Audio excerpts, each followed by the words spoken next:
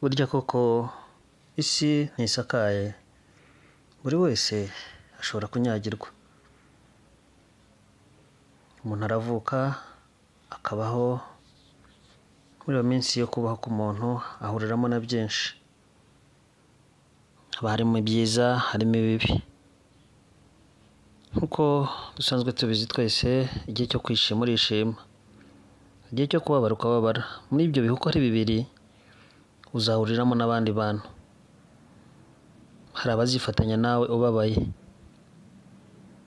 hari n'abazifatanya nawe wishimye. Uretse abo ngabo hari n'abandi uzabona ubabaye bakaza mu kwifatanya, ariko bitabari ku mutima ahubwo bagamije kugushunga. Abatari abo uzongera kubona mu byishimo byawe, hari abazaza nabo bakerekana ko bishimanye nawe kandi baje kukuninura no kukuninaguza. Byinshi duhurira nabyo mu isi hari ibyo tugiramo uruhare,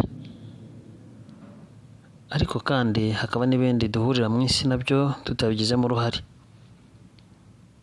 Tutabatindiye reka dusimbukire ibwotamasimbi mu gihugu cya Syria na Turukiya. Ni ibihugu byari bisanzwe mu mahoro, ni ibihugu byari bisanzwe mu mudendezo, yemwe bifite n'ubwo butunzi bwabyo. Ariko ubutunzi ntibutanga amagana. Ubutunzi, amagara, ibyo byose ni ibikenerwa mu buzima bw'umuntu. Amagana n'amagara ni ibintu bitandukanye. Nk'uko mubizi, mu ijoro ry'uwa kabiri rishyira uwa gatatu Gashyantare uyu mwaka, mwese mwaba mwarabyumvise cyangwa mutaranabyumva, nibwo twumvise inkuru y'incamugongo kuri biriya bihugu. Haba abavandimwe bari babirimo, inshuti n'imiryango. Reka dutangire tubihanganisha kubw'ibihe bitoroshye barimo. Nibwo rero kuri ayo matariki baje guhura n'ikibazo cy'ikiza ndetse kitasize ubuzima bw'abantu. Twese umutingito turawuzi. Tuziho iki? Twari dusanzwe tuzi ko umutingito ari ibintu biza, ari umushyitsi wo guhinda umushyitsi ku isi. Akenshi twarawumvise, twarawubwiwe, twaranawubonye. Byari bisanzwe biza bikagenda.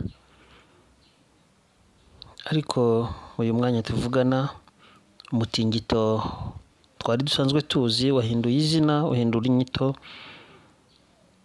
bahindura na byinshi ku buzima bw'umuntu, burimo gusiga imfubyi, abapfakazi n'inshike mu gihugu cya Turukiya ndetse na Syria.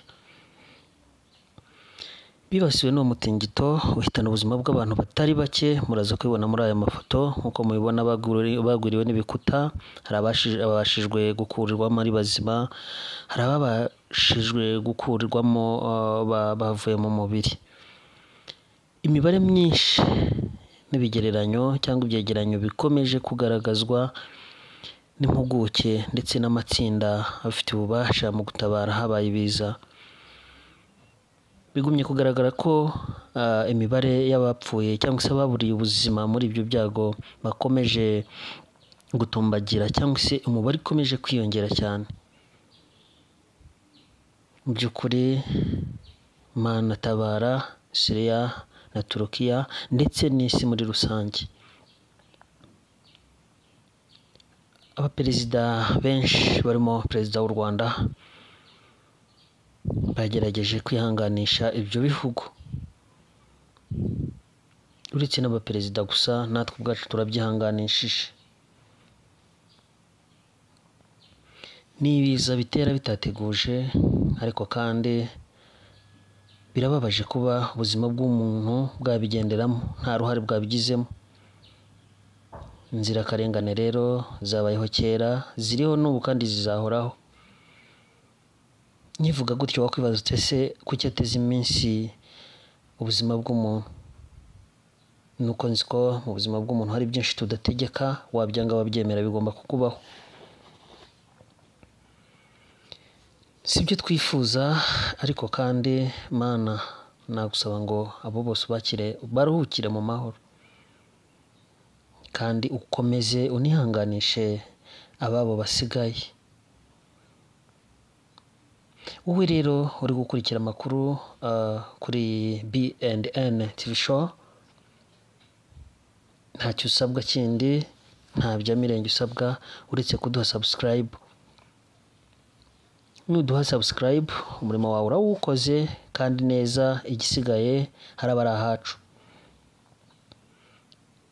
Wamfasha nk'uko ushobora kumfungurira nshonje cyangwa se ukampa amazi yo kunywa nyotewe.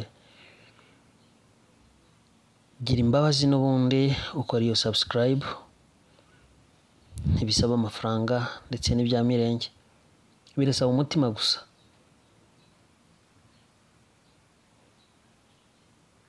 Urakoze wowe uyikoze, nawe warakoze kandi wabashije kuyikora mbere.